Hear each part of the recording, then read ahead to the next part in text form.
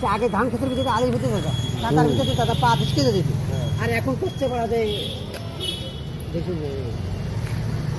দেশ উন্নয়ন হয় নাকি এটা বলে আমি আরে বোকা আছো তাই আসলে কিছু লোক বোঝে না আমি কইছি দেশ উন্নয়ন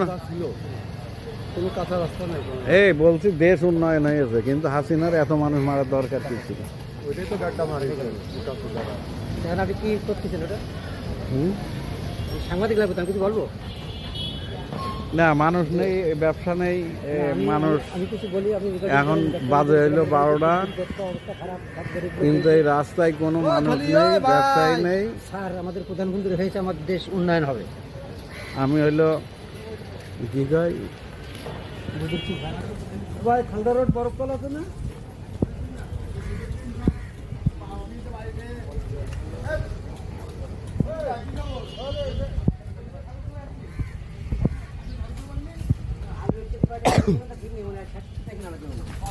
আরে আলু 500 টাকা হয়ে গিয়ে টাকা দেন দেন টাকা দেন লোকের টাকাটা বিতরণ করেন তো টাকা তো কোন নাকি পানি তো থেমে গেল